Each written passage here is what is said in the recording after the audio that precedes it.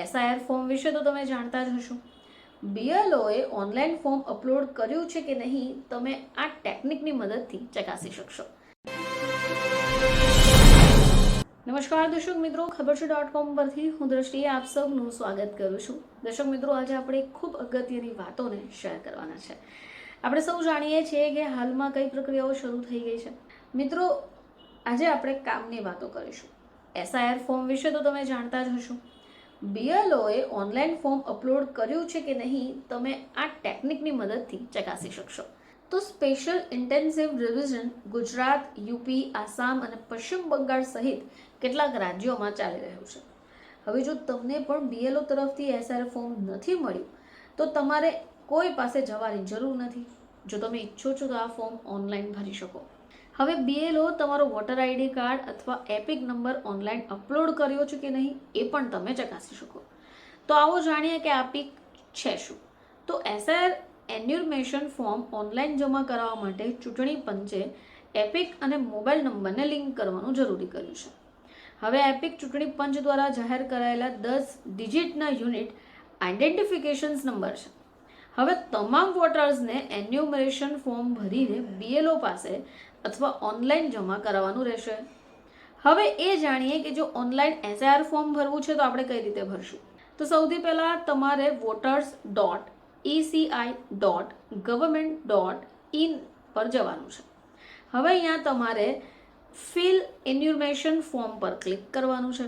હવે અહીંયા તમારે મોબાઈલ ફોન નંબર નાખવાનો છે. પોતાનું રાજ્ય સિલેક્ટ કરી દો અને એપિક નંબર નાખી દો. હવે તમને ઇલેક્ટ્રોલ ડેટા દેખાશે જેને ચેક કરો. એન્યુમરેશન ફોર્મ ભરો એ પહેલાં એપિકને પોતાના મોબાઈલ નંબરથી લિંક કરવાનો રહેશે. જો આ પહેલાંથી લિંક નથી તો તેને ફોર્મ 8 જમા કરી તરત કરી શકાશે. હવે એપિકના મોબાઈલ નંબર પર લિંક થયા બાદ એપ્લિકેન્ટને ફરીથી લોગિન કરવાનું રહેશે. એસઆઈઆર ફોર્મ ભરો જેમાં છેલ્લે એસઆઈઆરની જાણકારી હોય.